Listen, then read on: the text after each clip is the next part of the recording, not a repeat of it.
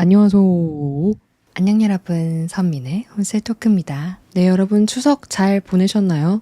이번에 진짜 역대급으로 더웠잖아요. 여름이 가질 않아. 그래서 이 독서로서 오지 않는 가을을 느끼기 위해서 제가 오늘 독서 특집을 준비해봤습니다. 여러분의 가을을 책임져줄 책들을 장르별로 가져왔어요. 오늘 준비한 맥주는 카스라이트. 요새 또 제로 슈거 유행이잖아요. 그리고 이 전이 진짜 미쳤는데 홍진경 더전이거든요. 홍진경 씨가 김치만 맛있는 게 아니에요. 이 전이 진짜 미쳤어요. 먹으면은 진짜 동그랑땡 넣으면 육즙이 터져요. 깻잎전도 너무 맛있고 고기 맛이 진짜 많이 나.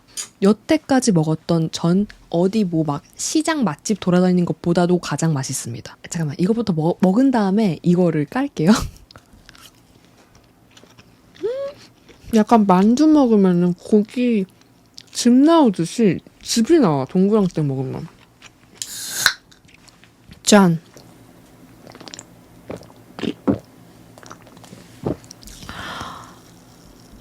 맛있다. 제로라고 해도 맛은 똑같은데요? 자, 먼저 첫 번째로 추천드릴 책은 도파민을 채워줄 책입니다. 기다려봐. 최근에 여러분들한테 많이 말씀드렸죠. 나의 눈부신 친구 나폴리 4부작인데요. 요거 거의 우리나라 막장 드라마 뺨치게 재밌다고 뉴욕타임즈에서 뽑은 21세기 최고의 책 1위에 뽑혔고, 거기다 또 아이유가 이 책을 읽고서 나 이 주인공 연기해보고 싶다라고 이야기를 했어요. 두 여자의 어릴 때부터 노인이 돼서까지의 우정의 일대기를 그렸단 말이에요. 레누랑 릴라가 주인공인데, 이 레누는 완전 평범녀야. 얼굴도 평범, 그냥 다 모든 능력치가 다 평범해. 근데 이 릴라가 굉장히 아이유가 역할을 하고 싶었던 배역인데 비범한 아이예요. 아우라가 남다른 사람? 사람들을 자꾸 이렇게 매혹해. 그러니까 레누는 평범녀니까 둘이 친구인데도 너무나 부러웠던 거지. 근데 이게 또 흥미로운 게 비범한 애가 잘 사는 게 아니라 결국에는 이 평범한 애가 노력해서 괜찮은 삶을 잘 살거든요. 근데 이 비범한 애는 인생이 팔자가 더럽게 꼬여. 그 비범한 때문에 인생이 꼬이는 애인 거야. 근데 그렇게 인생이 꼬임에도 불구하고 이 레노의 눈에는 이 아이의 특별함이 너무나 보이기 때문에 얘를 만날 때마다 항상 자괴감에 빠진 거예요. 근데 알고 보니까 그 비범한 릴라는 오히려 레누를 볼 때마다 반짝거리고 눈부시게 빛나는 친구라고 생각을 하고 있는 거예요. 그러니까 서로가 서로한테 자괴감을 주기도 하지만 서로가 서로를 눈부신 친구라고 생각을 하는 그 우정을 그린 거예요. 진짜 자극적인 게 여기 불륜도 나오고 거의 살인도 나오거든요. 근데 그게 그냥 싸구려 막장 드라마, 그러니까 이런 느낌이 아니라 이탈리아의 역사가 굉장히 잘 담겨있는 문학이라고 평가받기도 한단 말이에요. 시대적 배경에서 그런 자극적인 일들이 얼마나 보편적으로 이루어졌는지를 자연스럽게 그려내요. 그래서 읽으면서 막장 드라마 본 것처럼 미친 대박 하면서 다음 편이 너무 기다려지는 거예요. 마치 내가 그 현장에 있는 것처럼 느껴졌던 책은 처음이었거든요. 가을에 집에서 그냥 떼굴떼굴 굴러다니면서 시간을 순삭하게 해줄 수 있는, 거기다가 나의 지적, 호기심까지 채워줄 수 있는 그런 책이 필요하다? 그러면은 저는 이 책 너무 추천합니다.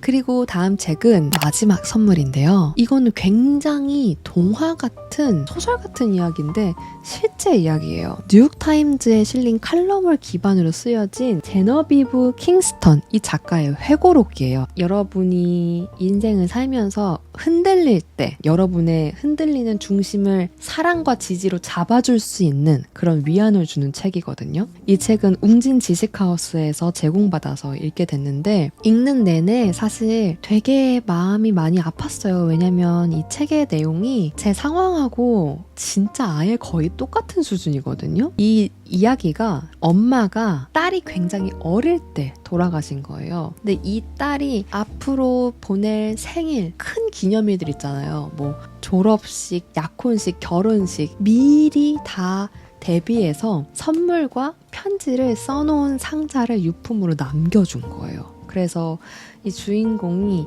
때가 되면 엄마가 남긴 뭐 16번째 생일 선물, 그리고 운전면허를 따고서도 너무 축하한다, 운전면허를 따다니 너무 자랑스럽네, 이런 그 편지들을 하나하나 열어보는 거야. 1년에 하나씩. 그러니까 너무 동화 같은 스토리잖아요. 근데 이게 실제 이야기인 거야, 이 작가의. 근데 제가 이 책을 읽겠다고 한 이유가 나의 결혼식 때, 뭐 이런 큰 일 때 우리 엄마는 나한테 어떤 얘기가 해주고 싶었을까를 간접적으로 이 책을 통해서 알 수 있지 않을까? 라는 마음에서 이 책을 읽어보겠다고 답변을 드렸던 것 같아요. 그리고 실제로 읽으면서 만국의 어머니의 마음은 다 똑같구나 싶었던 게, 저희 엄마가 저한테 건넸던 말들하고 이 주인공의 엄마가 주인공한테 편지로 남겼던 그 이야기들이 너무 상당 부분 겹치더라고요. 너무 좋았던 부분이, 이 딸이 처음으로 생리를 하게 된 날이었어요. 그래서 그 상자에 첫 생리를 하게 된 날이 있는 거야. 그래서 그거를 풀어보니까 생리대와 함께 엄마의 편지가 적혀 있는데요. 엄마의 가장 큰 바람은 네가 얼마나 큰 사랑을 받고 자랐는지를 기억하고 진정한 너의 모습을 있는 그대로를 사랑해줄 친구와 동반자를 네가 선택하고 만나게 되는 거야. 스스로를 격려하고 삶을 더 즐기면서 살아갈 방법을 꼭 찾았으면 좋겠어. 이제 아이를 가질 수 있는 몸이 된 딸한테 어떤 사람을 만났으면 좋겠는지, 그리고 그 사람을 만나는 과정에서 네가 어떤 마음가짐이었으면 좋겠는지를 남겨놓은 건데, 이게 너무 좋았어요. 네가 얼마나 큰 사랑을 받고 자랐는지를 기억하고 친구와 동반자를 네가 선택해서 만나라. 되게 살면서 중요한 부분인 것 같거든요. 내가 얼마나 큰 사랑을 받고 자란 사람인지를 기억하는 거. 그거를 기억하지 못하는 순간들이 많으니까 우리가 가스라이팅을 당하면서 연애를 하는 순간이 있기도 하고 나를 심리적으로 편안하게 하지 않는 친구를 옆에 두기도 하고 막 그러잖아요. 그런 순간에 이렇게 부모가 내가 너를 얼마나 사랑하면서 키웠는데 너 그런 사람한테 휘둘릴 필요 없어 라고 말해주는 것만큼 사실 든든한 지지는 없다고 생각을 하거든요. 근데 그런 말들을 저희 엄마도 했었어요. 그러니까 항상 네 자신을 가장 사랑하고 너를 아껴줘, 이런 말들을 많이 해줬단 말이에요. 또 엄마 세대 때는 본인을 최우선으로 아끼는 게 쉽지 않았던 세대니까 저한테 더 그런 얘기를 했었던 것 같아요. 근데 이 엄마도 그런 비슷한 얘기를 했던 거죠. 이 저자의 엄마도. 그래서 이 책을 읽을 때 좀 단단해지는 기분이었었어요. 내가 얼마나 소중한 존재고 내가 얼마나 귀하게 사랑을 받으면서 컸는지가 희미해질 때, 그때 읽으면 나를 다시 단단하게 만들어주겠구나 싶더라고요. 제가 구독자 이벤트 준비했거든요. 그래서 여러분들도 큰 사랑과 지지의 문장이 필요할 때 이 책을 읽어보시면 좋을 것 같습니다. 요거 힐링물입니다. 찌그러져도 동그라미입니다. 허허. 제목만 읽어도 김창완 아저씨의 여유로운 목소리가 들리는 듯한 책이죠. 이 책은 여러분의 숨통을 틔워줄 수 있는 책이에요. 이게 그 김창완 아저씨가 라디오를 하셨단 말이에요. 근데 그 라디오의 시작 인사를 항상 본인이 다 직접 쓰셨대요. 그러니까 그 오프닝 멘트들을 모아놓은 거거든요. 그러니까 이런 거야. 오늘은 좀 이상한 날이에요. 뜬금없이 이런 생각이 들었어요. 그래, 사는 게 별거냐. 후회할 수도 있지. 괜히 그랬구나 싶은 일도 할 수 있고, 사랑이 떠나갈 수도 있지. 출발이 어정쩡했어도 그럴 수 있지 하고 호쾌하게 시작하는 거예요. 그까짓 거 하고. 이런 거. 그러니까 내가 막 나한테 이렇게 했어야 되는데 내가 왜 못했지? 막 스트레스를 잔뜩 주고 있을 때 딱 요거 하나 읽으면은 그런 하루가 있을 수도 있는 거지. 이런 생각으로 호쾌하게 시작하자. 그까짓 거. 이거 되게 별거 아닌 문장들이 숨쉴 구멍을 준달까요? 그래서 여러분들이 스트레스를 많이 받고 긴장 상태일 때, 그때 이 책 읽으면 숨 쉴 수 있으실 거예요. 그리고 이건 소설인데 정세랑 작가의 시선으로부터 라는 책입니다. 제가 브이로그에서도 너무 좋다고 하면서 한 구절 소개를 했었는데, 이 책은 제가 그 나의 눈부신 친구를 읽으면서 이제 소설의 맛을 보면서 읽게 된 소설이에요. 근데 되게 소설의 소재가 재밌어. 그러니까 할머니 페미니스트가 주인공이에요. 그러니까 페미니스트가 할머니인 게 흔한 설정은 아니잖아요. 굉장히 유명한 할머니예요. 글도 쓰고 화가기도 하고 예술 활동을 하시는 할머니인데, 그렇게 옛날 분인데도 불구하고 결혼 상대로 가장 좋은 거는 안전하다는 기분을 느끼면서 규칙적인 섹스를 할 수 있는 사람이다. 이렇게 이야기를 하는 그런 할머니가 주인공이란 말이에요. 그러니까 그런 대사들도 굉장히 재기 넘치잖아요. 이 할머니가 돌아가신 거예요. 근데 굉장히 깨어있으신 분이잖아요. 그러니까 가족들한테 제사를 지내지 말아라를 유언으로 돌아가신 거지.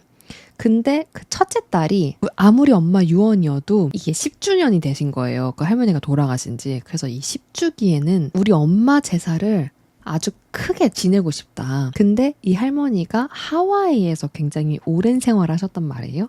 그래서 우리 가족이 다 하와이에 가서 이 엄마를 생각하면서 엄마와 나의 추억이 담긴 물건 혹은 엄마가 좋아할 만한 이야기거리가 담긴 물건을 제사상에 다 올려놓자. 그래서 제사를 지내보자 라고 한 거예요. 굉장히 되게 설정이 독특하잖아요. 그래서 가족들이 다 같이 그 할머니 제사를 지내기 위해서 하와이로 간다? 그래서 하와이에서 각자 뿔뿔이 흩어져가지고 할머니랑 있었던 그런 추억이 담긴 물건들 혹은 자신이 정말 자기가 꼭 할머니한테 들려주고 싶은 이야기가 담긴 물건 그런 것들을 다 각자가 챙겨가지고 모으는 거야. 그런 설정 같은 것도 굉장히 재밌었고 저는 무엇보다 마음에 들었던 게 이 책도 약간 저의 좁은 시야를 좀 트일 수 있게 해줬던 것 같아요. 그래서 그 브이로그에서도 얘기를 했었던 부분인데 후배 여자 화가가 제가 그린 그림 좀 봐주세요 하고 보여드렸는데 작은 캔버스에 그림을 그렸던 거죠. 그러니까 그림은 좋은데 벽을 가득 채울 만큼 큰 캔버스에다가 이 그림이 그려지면 훨씬 멋있겠는데? 라고 말한단 말이에요. 그래서 그 화가가 벽 전체를 가득 채울 만큼 큰 곳에다가 그 그림을 옮겨요. 그러니까 그걸 보고서 이제 좋다 이렇게 얘기를 한단 말이에요. 그러면서 여자도 큰일을 해야 된다. 눈치 보지 말고 자꾸 쭈그러들지 말고 크게 남 시선 신경 쓰지 말고 일을 벌려야 된다. 대책 없이. 그 일을 수습하는 게 직업인 사람들한테 뒷일을 맡겨버려라. 이런 말을 한단 말이에요. 굉장히 이렇게 호탕하잖아요. 근데 제가 그거를 읽었을 때 해방감 같은 게 좀 들었던 것 같아요. 그냥 일을 벌려버릴 수도 있는 거잖아. 내가 지금 이만한 캔버스가 아니라 벽을 가득 채우는 캔버스에다가도 그림을 그릴 수 있는 거잖아. 여자 대장부가. 약간 이렇게 좀 발상을 좀 틔워줬던 그런 책이었었어요.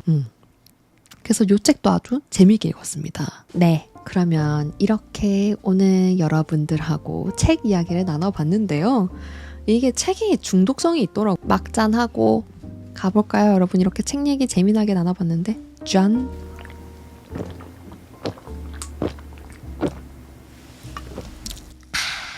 그럼 여러분, 우리는 또 다음 시간에 또 다른 영상에서 다른 모습으로 또 만나자고요. 추석에 많이들 배부르게 드셨죠? 저는 진짜 한 2kg 찐 것 같아요. 다음 시간에 또 무슨 얘기를 해볼까나? 또 듣고 싶은 얘기 있으시면 댓글로 남겨주시고요. 우리는 다음 시간에 다음 영상에서 다른 모습으로 또 보자고. 안녕!